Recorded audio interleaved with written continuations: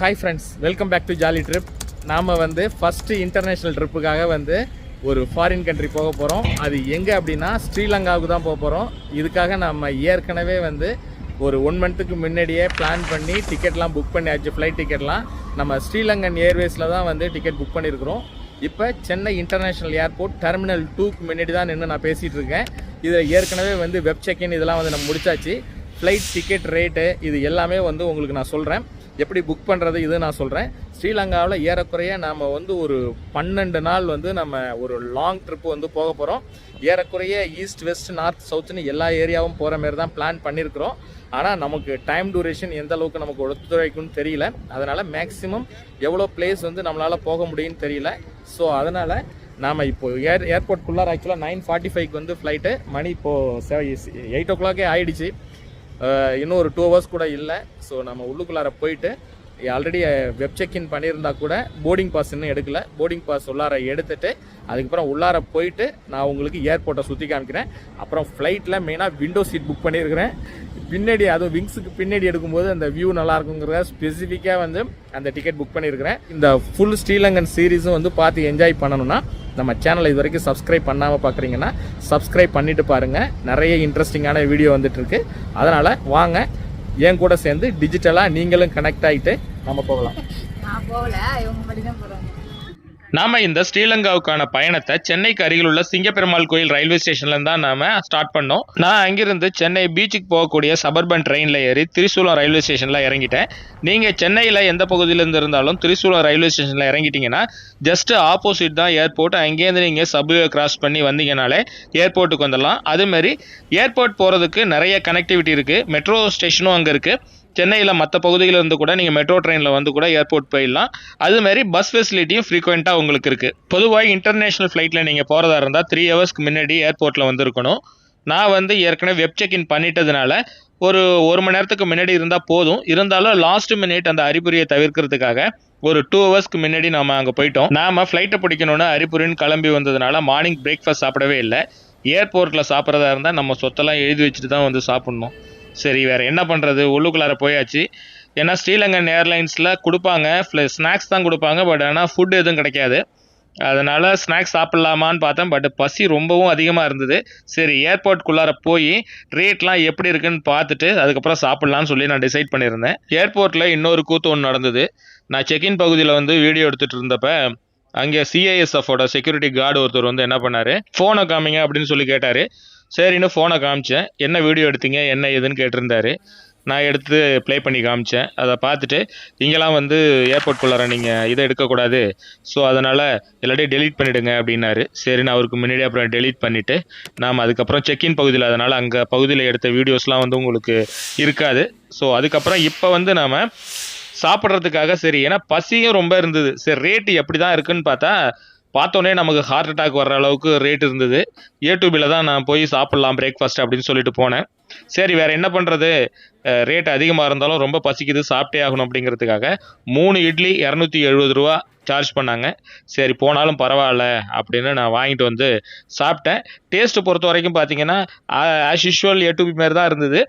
But மற்ற ஏ2பியை விட இதில் கொஞ்சம் டேஸ்ட் கொஞ்சம் கம்மியாக இருந்த மாதிரி தான் எனக்கு தோணுச்சு. அப்படியே நம்ம ஃப்ளைட்டுக்கான கேட்டும் ஓப்பன் பண்ணாங்க. நாமளும் க்யூவில் நின்று நாம் ஃப்ளைட்குள்ளார போய் சீட்டை பிடிச்சி உக்காந்தோம். ஏற்கனவே வெப் செக்இன் பண்ணதுனால நமக்கு ஃபேவரட்டான சீட்டை நம்ம புக் பண்ணிக்கலாம். டேரெக்டாக போனால் அவங்க ரேண்டமாக என்ன கொடுக்குறாங்களோ அந்த சீட்டு தான் கிடைக்கும். நாம் வெப் செக்இன் பண்ணிட்டதுனால நமக்கு பிடிச்ச மாதிரி ஒரு சீட்டை செலக்ட் பண்ணிக்கலாம். நான் விண்டோ சைடு சீட்டை செலக்ட் பண்ணிவிட்டு நேராக நம்ம ஸ்ரீலங்கன் ஏர்லைன்ஸ் தான். நாம் போனது ஸ்ரீலங்கன் ஏர்லைன்ஸோட ஏர்பஸ் அப்படிங்கிறதுனால மிகப்பெரிய ஃப்ளைட்டாக இருந்தது.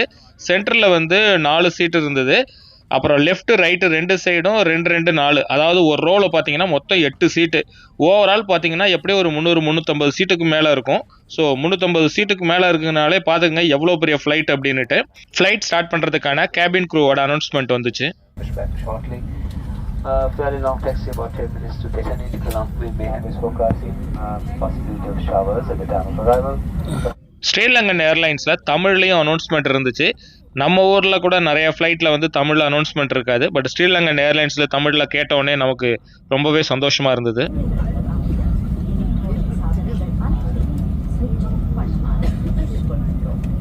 அப்புறம் சீட்டிங் பொறுத்த வரைக்கும் நம்மளது எக்கனாமிக் கிளாஸுங்கிறதுனால ஓரளவுக்கு லைட்டாக வந்து புஷ் பேக் பண்ணிக்கலாம்.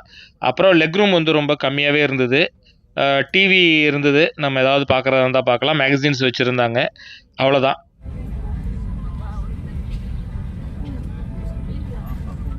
ஃப்ளைட் கரெக்டாக 9:45க்குலாம் ஸ்டார்ட் ஆகி ரன்வேல ஓட ஆரம்பிச்சது. ரன்னிங் டைம்னு பார்த்தீங்கன்னா 1 hour 30 minutes இங்கேருந்து கொழம்பு போய் சேர்றதுக்கு. பட் ரன்வே டு ரன்வே பார்த்தீங்கன்னா 1 hourலேயே வந்து போயிடும். ஏன்னா இங்கே ரன்வேல கொஞ்சம் தூரம் போயிட்டு அது ஸ்டார்ட் ஆகிறதுக்கு, டேக் ஆஃப் ஆகிறதுக்கு கரெக்டாக ஒரு 10 minutes எடுக்குது. அது மாதிரி அங்கேயும் அது மாதிரி இறங்கி போகிறதுக்கு அது ஒரு 10 minutes. டோட்டலாக 1 hour 20 minutesலேயே போயிடுது. அதனால் ஓவரால் பார்த்தீங்கன்னா இந்த ரன்வே டு ரன்வே கணக்கு எடுத்துக்கிட்டிங்கனாலே ஒரு 1 hour தான் நமக்கு ட்ராவலிங் டைம் நம்ம சொல்லலாம். சென்னை இன்டர்நேஷ்னல் ஏர்போர்ட் பார்த்தீங்கன்னா கொஞ்சம் பிஸியான ஏர்போர்ட்டு. அதனால் இப்போ இந்த ஒரே ரன்வேல கொஞ்ச நேரத்துக்கு முன்னாடி தான் பார்த்தீங்கன்னா ஒரு ஃப்ளைட் வந்து டேக் ஆஃப் ஆச்சு. அடுத்தது அது பின்னாடியே வெயிட்டிங்லேருந்து நம்ம ஃப்ளைட் நிற்கிது, நமக்கு பின்னாடி இன்னொரு ஃப்ளைட் நிற்கிது பாருங்கள். ஸோ இன்னும் கொஞ்ச நேரத்தில் நம்ம ஃப்ளைட் வந்து இப்போது டேக் ஆஃப் ஆக போகுது.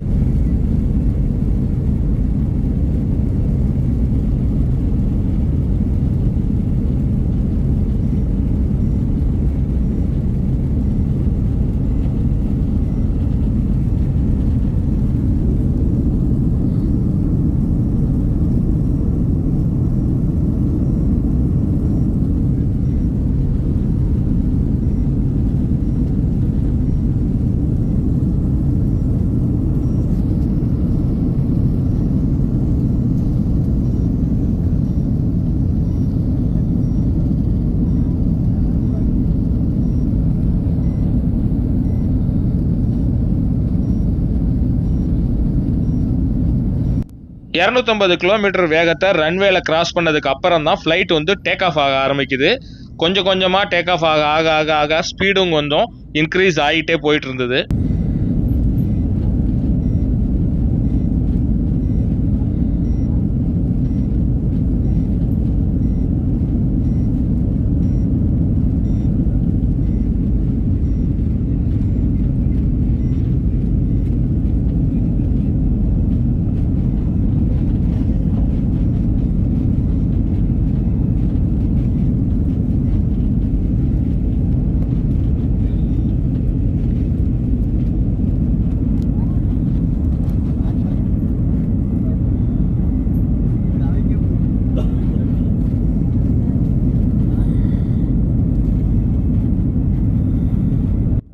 கழுகு பறவைன்னு சொல்லுவாங்க, நம்ம மேலிருந்து கீழே சிட்டியை பார்க்குறது. அவ்வளோ பியூட்டிஃபுல்லாக இருந்தது சென்னை சிட்டியை பார்க்குறது. ஏன்னா அந்த கோஸ்டல் லைனில் தான் வந்து நம்ம ஃபுல்லாக வந்து ட்ராவல் பண்ண போகிறோம். அதாவது சி மேலே வந்து நம்ம ட்ராவல் பண்ணி போகிறதுங்கிறது பார்க்க அழகாக இருந்தது. பர்டிகுலராக இந்த ஃப்ளைட் ஜேர்னியில் பார்த்தீங்கன்னா ஒரு சொர்க்கத்துக்குள்ளார நம்ம ட்ராவல் பண்ணுற மாதிரியே இருந்தது ரியலாகவே. இன்னும் கொஞ்ச நேரத்தில் நான் சொன்னது பொய்யா உண்மையாங்கிறத நீங்களே பார்த்து தெரிஞ்சுக்கிங்க.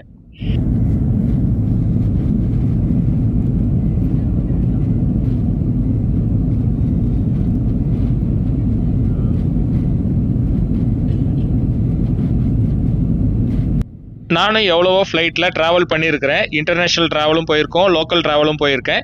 ஆனால் இந்த ஃப்ளைட் ட்ராவல் வந்து மறக்கவே முடியாத அளவுக்கு ஒரு புதுவிதமான எக்ஸ்பீரியன்ஸாக இருந்தது. அதுக்கு காரணம் என்னன்னா, நம்ம ஃப்ளைட்டு மேகக்கூட்டத்துக்குள்ளார நுழைஞ்சி போகும்போது, நாம் இந்த படத்துலலாம் பார்க்கும்போது சொர்க்கத்தை காமிக்கும்போது, கடவுள் இருக்கக்கூடிய இடத்துல போகும்போது நமக்கு ஒரு மாதிரி அந்த ஒரு சீன் ஒன்று காமிப்பாங்க. அது பார்க்கும்போதே வேறு மாதிரி இருக்கும். அந்த மாதிரி ஒன்று இருந்தது. அது நீங்கள் போக போக பார்ப்பீங்க. அதனால் வீடியோவை ஸ்கிப் பண்ணாதீங்க. ஏன்னா இந்த மாதிரி ஒரு வீடியோ வந்து ஃபுட்டேஜ் உங்களுக்கு கிடைக்காது. காரணம் என்னென்னா, நானே வந்து இப்போ தான் ஃபஸ்ட்டு டைமாக இந்த மாதிரி ஒரு ட்ராவல் வந்து நான் ஃபீல் பண்ணேன். உண்மையில் எனக்கு ஒரு வித்தியாசமான அனுபவத்தை கொடுத்தது. அதே ஒரு ஃபீலிங்கை நீங்களும் அனுபவிக்கணுங்கிறதுக்காக தான் நான் போடுறேன். நீங்களும் அதனால் கொலம்போ ஏர்போர்ட்டில் லேண்ட் ஆகிற வரைக்கும் கிடைச்ச அந்த ஒரு இன்ட்ரெஸ்டிங்கான விஷயத்தை நீங்களும் பார்த்து என்ஜாய் பண்ணுங்கள்.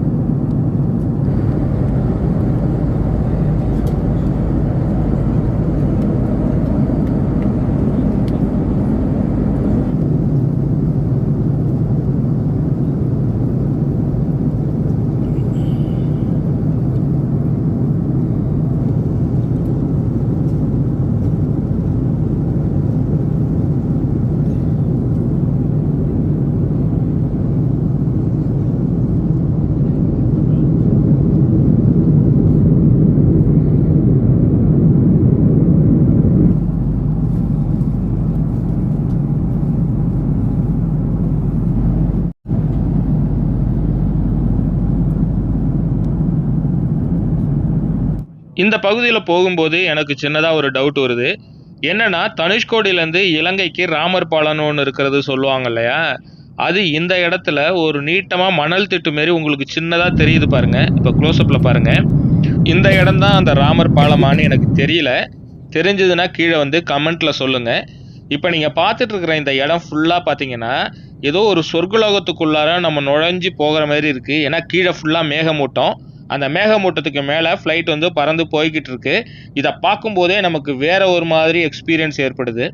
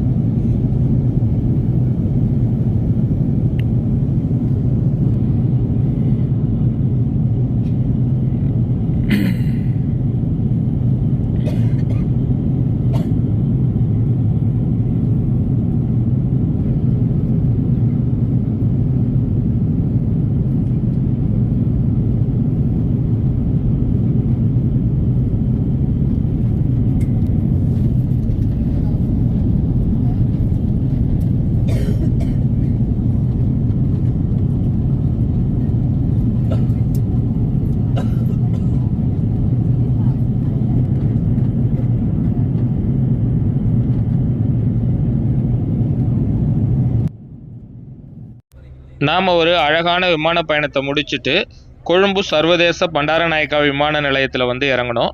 அங்கிருந்து இறங்கும்பொழுது நம்ம மனசில் ஓடின ஒரே விஷயம், விசாவே எடுக்காமல் நாம் இங்கே இந்த கண்ட்ரிக்கு வந்திருக்கோம். ஆன் அரைவல் விசா கொடுக்குறாங்கங்கிற ஒரு நம்பிக்கையோடு வந்திருக்கோம். அங்கே போய் எதுவும் ப்ராப்ளம் ஆகிடக்கூடாது, ப்ராப்ளம் ஆச்சுன்னா என்ன பண்ணுறதுங்கிற ஒரு எண்ணத்தோடையே நாம் போயிட்டு இருந்தோம். இப்போ உங்களுக்கு சென்னையிலிருந்து கொழும்பு வந்துட்டு திரும்ப போகிறதுக்கான ஃப்ளைட் டிக்கெட் வந்து எவ்வளோங்கிறத நான் சொல்கிறேன். அப் அண்ட் டவுன் சேர்த்து உங்களுக்கு 15,000 வரும். இது சீசனுக்கு தகுந்த மாதிரி சம்டைம் மாறும், சம்டைம் 20,000 கூட போகும். எனக்கு சில கிளியர் ட்ரிப் வெப்சைட்டில் வந்து நான் புக் பண்ணியிருந்தேன். எனக்கு சில டிஸ்கவுண்ட்ஸ்லாம் சேர்த்து 13,800 ரூபாயோ என்னமோ தான் எனக்கு வந்தது. ஸோ நீங்களும் அந்த மாதிரி சூஸ் பண்ணி போனீங்கன்னா நீங்கள் கம்மியான ரேட்டில் உங்களுக்கு டிக்கெட் புக் பண்ணிக்கலாம். அப்புறம் இங்கே நான் ஸ்ரீலங்கா வந்த உடனேயே என்னை வந்து மிகவும் ஈர்த்த ஒரு விஷயம்னு பார்த்தீங்கன்னா, அங்கே குறிப்பிடப்பட்டிருந்த தமிழ் வார்த்தைகள் தான். நம்ம ஏர்போர்ட்குள்ளார வெளியில் வரும்பொழுதே நம்ம டைரெக்டாக வந்து போகிற இடம் விசா ஆன் அரைவல் தான். விசா ஆன் அரைவல் பார்த்தீங்கன்னா சில பர்டிகுலர் கண்ட்ரீஸ்க்கு மட்டும்தான் அவங்க வந்து விசா ஆன் அரைவல் கொடுக்குறாங்க. நாமளும் ஒரு 1/2 hour ஆச்சு க்யூவில் நின்றுட்டு நம்ம பாஸ்போர்ட் கொடுத்ததுக்கப்புறம் அவங்க அதில் சீல், விசா பீரியட், இவ்வளோ வரைக்கும் வேலிடிட்டி இது எதுவுமே வந்து போடலை.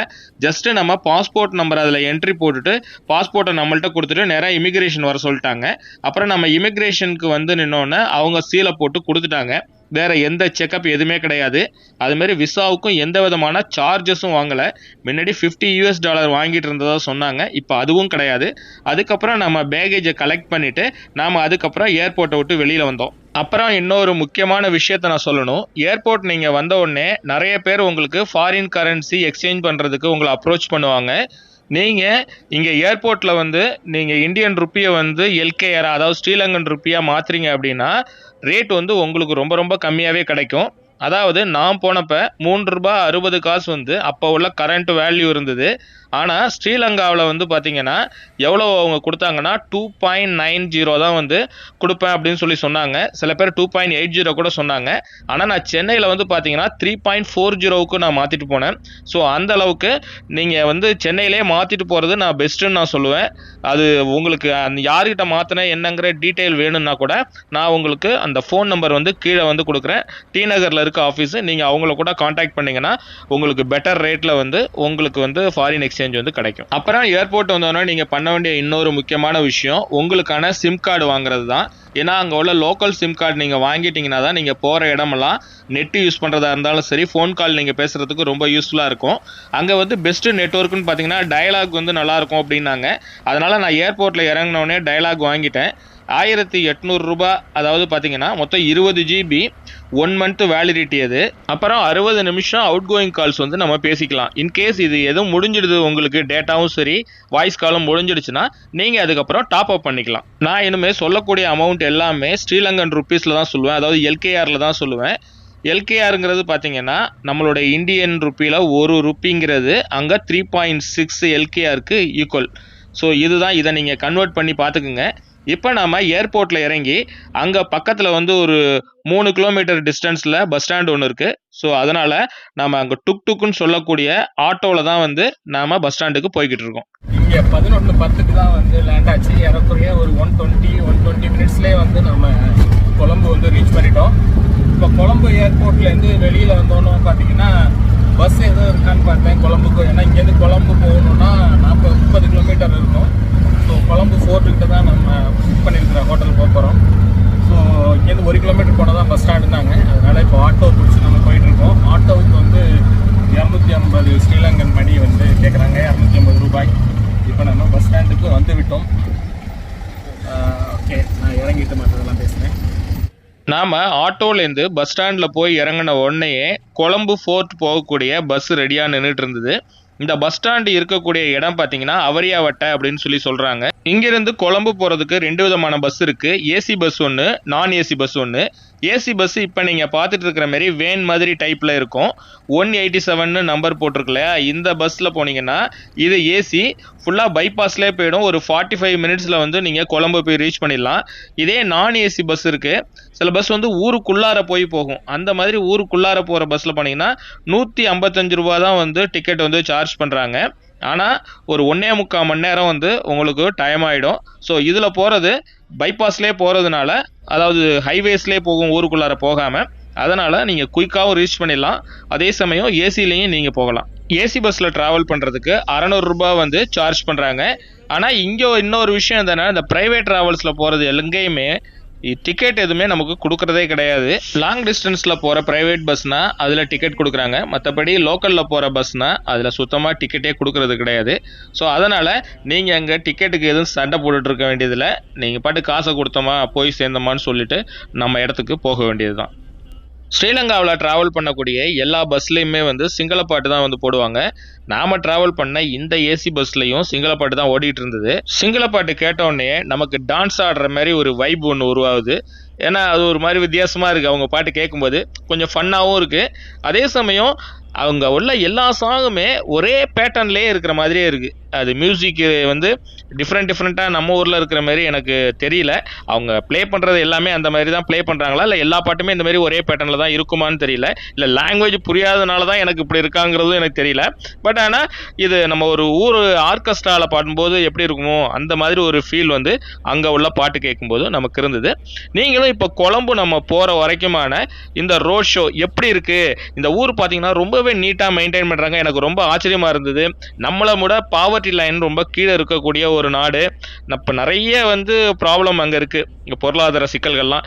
இதையும் மீறி இந்த கண்ட்ரியை எவ்வளோ அழகாக மெயின்டைன் பண்ணுறாங்கன்னு நினைக்கும் போது எனக்கு வந்து ஆச்சரியமாக தான் இருந்தது. ஸோ நீங்களும் இந்த சிட்டி எப்படி இருக்குங்கிறத கொழம்பு போய் ரீச் பண்ணுற வரைக்கும் நீங்கள் பார்த்து என்ஜாய் பண்ணுங்கள்.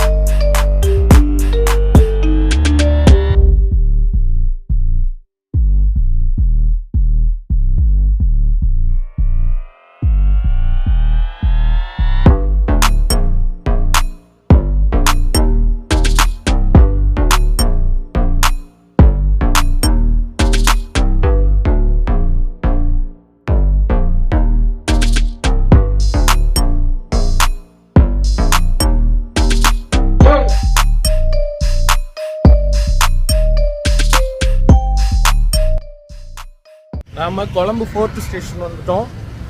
ஸோ இப்போ நம்ம ரூமுக்கு போக போகிறோம். C1 Fort அப்படின்னு சொல்லிட்டு ஒரு ஹோட்டல் இருக்குது. ஸோ நம்ம 4T இறங்கிட்டு நம்ம ஹோட்டல் போகிறோம். C1 ஹோட்டல் அப்படின்னு சொல்லிட்டு புக் பண்ணியிருக்கிறோம். நம்ம அண்ணன் தான் வந்து ஹோட்டல் கூட்டு போகிறாரு. ஆட்டோவில் எடுத்து இறங்கி போயிட்டுருக்கோம். இங்கே சைட் சீயிங் ஓப்பன் பஸ்ஸில் போகிறது இருக்குல்ல, ஓப்பன் பஸ் சைட் சீயிங் கொழம்பு city tour, open bus tour இருக்குல்ல.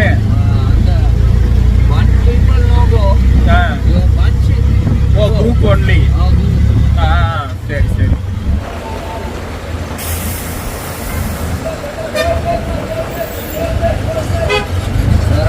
ஓகே ஓகே கோ.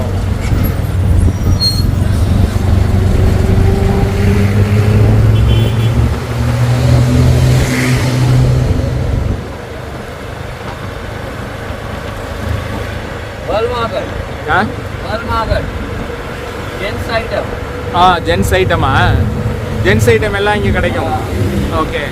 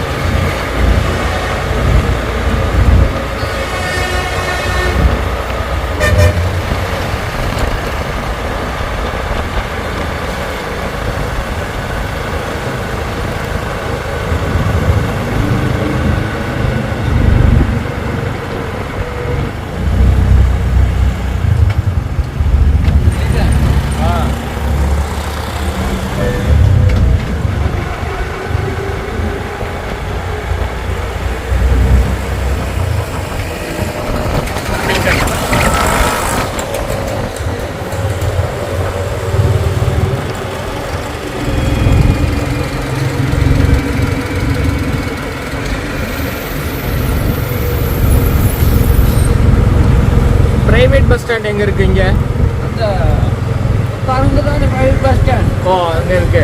இல்லை இப்போ வெளியூர் லாங்கில் போகிறது அபர்ணா. ஸ்டாண்ட்.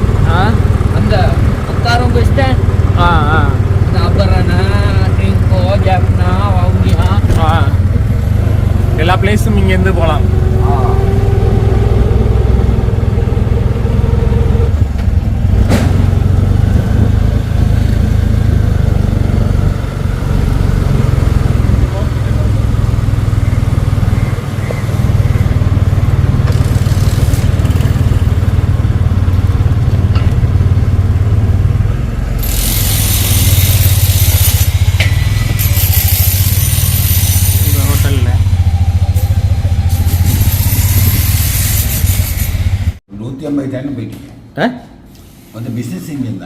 பிஸ்னஸா? ஓ சல்வார் கமிஸ் அங்கே பிஸ்னஸ் பண்ணிட்டு இருந்தீங்களா? அங்கேருந்து இங்கே கொண்டு வந்து. ஓகே.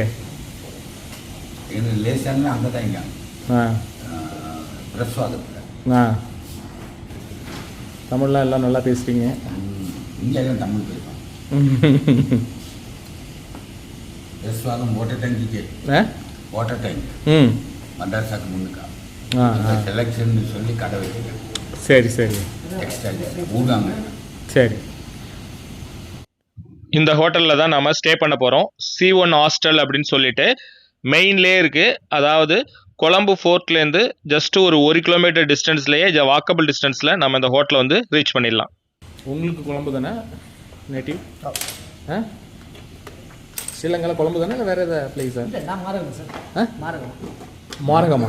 கொழம்பு தான். பொதுவாக கொழம்புல ஹோட்டல் ரேட்லாம் கொஞ்சம் அதிகமாக இருக்கும். நாம் இப்போ புக் பண்ணியிருக்கிறது ஷேரிங் பேசிஸில், அதாவது 6 பெட் உள்ள டார்மிட்டரி ரூம் தான் வந்து நம்ம புக் பண்ணியிருக்கிறோம். இது வந்து நம்ம ஊர் காசுக்கு வந்து ஒரு 1400 ரூபா இப்படி வந்து வந்தது. ஸோ இப்போ வந்து நம்ம ரூமை வந்து எப்படி இருக்குங்கிறத காமிக்கிறேன். இது வந்து பார்த்தீங்கன்னா காமனாக ஒரு டைனிங் ரூம் மாரி இருந்தது. அங்கே வந்து மைக்ரோ ஓவன், ஃப்ரிட்ஜ் இதெல்லாம் வச்சுருக்காங்க. நம்மளோட திங்ஸை கூட அதில் வச்சுக்கலாம். இதுதான் வந்து நம்மளுடைய ரூம். இதில் மொத்தம் 6 பேர் வந்து ஸ்டே பண்ணலாம். 6 பங்கர் காட் போட்டிருப்பாங்க. நமக்கு வந்து கீழே வேணும் அப்படின்னு சொல்லிட்டு கீழே உள்ள பெட்டை வந்து நம்ம சூஸ் பண்ணியாச்சு. ஏசி எல்லாமே இருந்தது. ரூமை பொறுத்த வரைக்கும் நைஸ் தான். என்ன உங்களுக்கு ஷேரிங் பேசிஸ்னு வர்றதுனால உங்களோட அந்த ப்ரைவசிங்கிறது கொஞ்சம் இதாக இருக்கும். மற்றபடி ரூம் வந்து ப்ராப்ளம் இல்லை. காமன் டாய்லெட்டும் வந்து பார்த்தீங்கன்னா காமன் தான். இது பர்டிகுலராக சொல்லணும்னா ரொம்ப மெயின்லேயே இருக்குது. பக்கத்துலேயே வந்து ரெஸ்டாரண்ட்டு இது எல்லாமே இருக்குது. நம்ம போய்க்கலாம். பட் ஆனால் இங்கே வந்து ரெஸ்டாரண்ட் கிடையாது. பக்கத்தில் வாக்கப் டிஸ்டன்ஸில் ரெஸ்டாரண்ட்லாம் இருக்குது. நீங்கள் அங்கே போயிட்டு சாப்பிட்டு கூட அப்படியே ஒரு சிட்டி டூர் போகிறதா இருந்தால் கூட நம்ம சிட்டி டூர் போயிட்டு வரலாம். பஸ் ஸ்டாண்ட் ரயில்வே ஸ்டேஷன்லாம் ஜஸ்ட் ஒரு வாக்கபிள் டிஸ்டன்ஸில் தான் இருக்குது. அதனால் நமக்கு ப்ராப்ளம் இல்லை. வெளியூர் போகிறதா இருந்தாலும் சரி, லோக்கலில் சுற்றி பார்க்குறதா இருந்தாலும் சரி, இது வந்து கரெக்டான பிளேஸு. இங்கே பார்த்தீங்கன்னா ஒரு ஃபாரினர் ஒருத்தர் வந்ததுலேருந்து தூங்கிட்டே தான் இருந்தார். இப்போ கூட பார்த்தீங்கன்னா தூங்கிட்டு இருக்காரு. நான் கடைசியில் வர வரைக்கும் ஒரு தூங்கிட்டே தான் இருந்தார். ஸோ இதுதான் ரூமு. நைஸ் அப்படின்னு தான் சொல்லணும்.